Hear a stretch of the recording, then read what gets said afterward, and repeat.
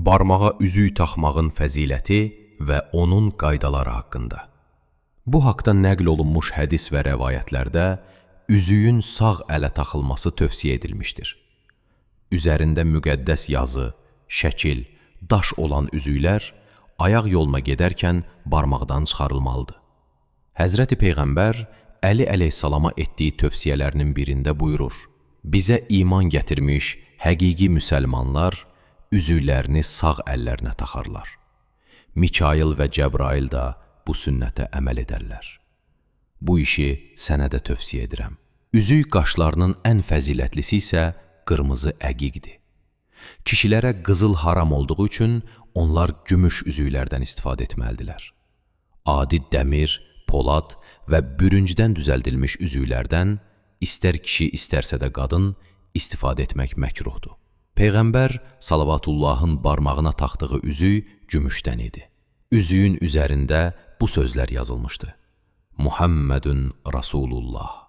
Həzrət Əli adətən 4 üzük taxardı.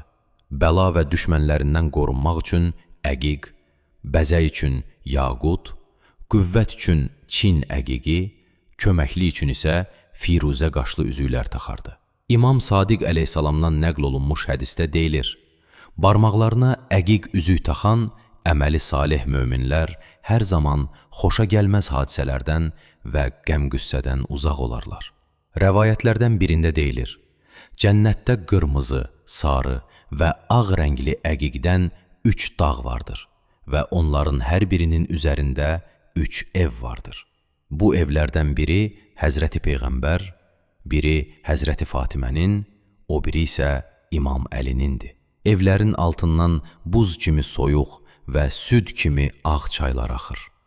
Bu çaylardan yalnız Peyğəmbər, onun övladları və onların davamçıları içər. Allah Taala əqiq üzük taxılmış əlləri daha çox sevər və dualarını müstəcəb edər. İmam Hüseyndən nəql olunmuş hədisdə deyilir: Həzrəti Musa Tur dağında Allah Taala ilə münacat etdiyi zaman yerə nəzər saldı və üzünün nurundan əqiq yarandı. Sonra Allah Taaladan ona belə bir xitab gəldi: And olsun müqəddəs zatıma, Əli İbni Əbi Talibin imamətini qəbul edib, barmaqlarına əqiq üzük taxanları cəhənnəm atəşindən amanda saxlayaram. Həzrət Əli Peyğəmbərdən soruşdu: Ya Rəsulallah, əqiq daşlar harda olur? Peyğəmbər buyurur: əqiq daşları Yəməndə yerləşir. Bu dağ Allahın birliyinin, mənim sonuncu Peyğəmbər olduğumu, sənin və övladlarının imamətini iqrar etmişdir. Həzrət Əli buyurub, əlində əqiq üzük olan əməli salih bir müsəlmanın namazı bir dəstə cəmaatın namazından üstündür. İmam Razadan nəql olunmuş hədisdə deyilir: kədərləndiyiniz və pərişan olduğunuz zaman əlinizə yaqut qaşlı üzük taxın. Bu sizin işlərinizdə müvəffəq olmanıza köməkli edər. İmam Sadiqdən nəql olunmuş hədisdə deyilir: firuzə qaşlı üzük taxan şəxsin ruzisi bol, gəliri isə bərəkətli olar. Həsən İbni Əli Mehrandan nəql olunmuş rəvayətdə deyilir: bir gün İmam Musanın barmağında firuzə qaşlı üzük gördüm. Üzüyün qaşında Allah malikdir, sahibdir sözləri yazılmışdır. Mən üzüyə çox nəzər saldırda İmam Musa məndən bunun səbəbini soruşdu. Dedim: eşitdiyimə görə belə bir üzük Həzrət Əlidə də olmuşdu. İmam Musa məndən soruşdu: sən o üzüyü tanıyırsanmı? Cavab verdi: xeyr. Sonra İmam Musa buyurdu: bu elə həmən üzüydü. Gördüyün bu firuzə qaşını Cəbrail Həzrəti Peyğəmbərə cənnətdən gətirilmiş və Peyğəmbər sonralar onu Əliyə bağışlamışdı. Əli əleyhissalamdan nəql olunmuş hədisdə deyilir: bir gün Həzrəti Peyğəmbər barmağındakı Yəmən cəzəyini çıxarıb mənə verdi və sonra buyurdu: al bunu və sağ əlinə tax. Bununla qılınan namaz Allaha təsbih edər. Savabı isə sahibinin əməl dəftərinə yazılar. Əli İbni Məhəmməd Həmirə deyir: Çəfər İbni Mahmudun qızını çox sevirdim. Onunla evləndikdən sonra bir neçə müddət övladımız olmadı. İmam Əliyə Nəqinin yanına gedib bizə bir məsləhət verməsini istədim. İmam gülümsəyərək dedi: firuzə qaşlı bir üzüyü al və üzərinə bu ayəni yazdır. Rəbbi lə təzərni fərdən və əntə xeyrul varisin.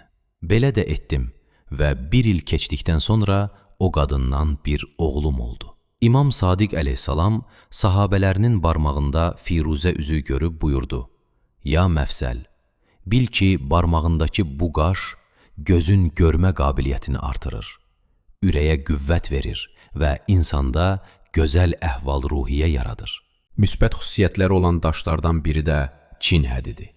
Bu qaşdan düzəldilmiş üzüklərdən adətən təhlükə ilə üzləşmə ehtimalı olduğu halda istifadə olunur.